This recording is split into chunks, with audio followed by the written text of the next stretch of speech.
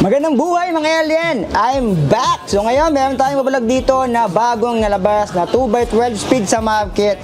Kung naghahanap kayo ng MTB na pang long ride, pang bike to work, na halos pang matagalan na rin, ito na yung siguro masasuggest ko sa inyo na bisikleta. Maglalakbay ako patungo sa kawalan upang amunin tong pangarap sa buhay at susuungin ko itong kadiliman. Makita ko lang ang liwanag ng katawan. Okay, so ito yung sinasabi ko sa inyo na bagong labas na 2x12 speed sa market. Ito, si Rebel Escape. Hindi siya Rebel, baka magkamali kayo. Rebel dito, R-E-V-E-L.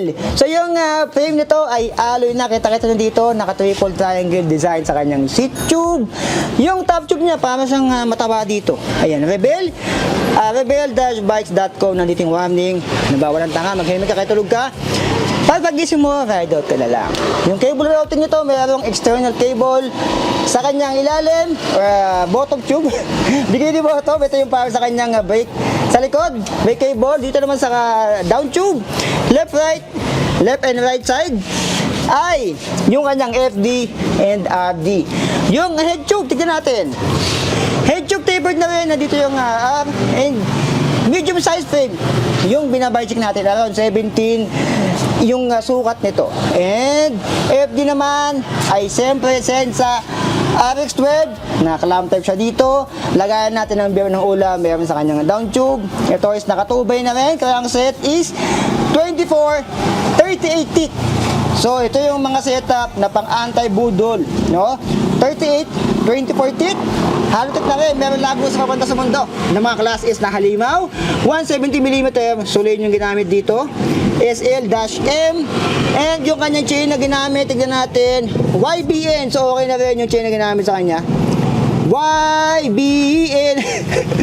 Yung kanyang cable routing, yung RG naman niya, isa Sensa RX12, ganito yung nakalagay sa MTB ko na spanker. Dito, bilangan natin, 1, 2, 3, 4, 5, 6, 7, 8, 9, 10, 11, 12. 12 speed. Ang ginamit dito ay 1146 teeth. So, sana man lang ginawang 1150 teeth para masulit sana. Kasi yung sa akin, naka 2x12 speed din siya. Kaso nga lang, naka 1150 teeth naman yun. Yung hub dito is alloy, silver na rin. Spokes ay 32. Ito naman ay alloy, double wall. Yung gulong niya ay okay na rin. Ganito yung gamit ko sa isang MTB ko. Chaoyang yung gulong. So ang sukat nito ay 29/2.10. Yan yung sukat na gulong. Ito yung 2.10, nakapass rolling siya dito. Yan yung 2.10 sa likod. Pag ginawa nyo 2.20, siguro sabit na yan. Dito, naka-post mount, 160mm rotor, standard lang yan, 6 bolts and quick release dito sa likod. Yung kanyang seat post naman, tingnan natin yung seat post kung anong sukat. 30.4 and 350mm yung haba, alloy na rin naman yan. Dito, ito yung stock pedals niya, ball bearing and hard plastic, medyo mabigat yan. Single bolt lang yung kanyang seat post. Yung kanyang saddle ay Rebel, walang cooling system ng itlog niya, walang butas dito. Yung kanyang fork naman, ito ay bakal syempre. Meron tong coil sa loob, bakal to, meron siyang sag dito, pero meron siyang manual lockout. And yung preload dito, ayan, yung adjust ng kanyang fork. Dito naman, syempre yung wheel set sa unahan, same sa likod, spokes 32, hub alloy, seal bearing, and hindi pa to naka-press na valve, double wall alley rim, Chaoyang, 29/2.10 din sa harap, 160mm rotors din, 6 bolts and quick release din sa harap. Yung ano niya is tapered. Dito naman, stem niya is 90mm, parang naka-negative, pamuntang impyerno. And feng tie naman, feeling ko ball bearing pa yung mga ganito. Yung kanyang headset, ito bakal, 700mm. Ayan siya, yun lang, medyo bakal talaga ito, medyo may kabigatan. Patan nyo lang mga kung sakali. Yung kanyang brake, Sieb Simmers, ayan.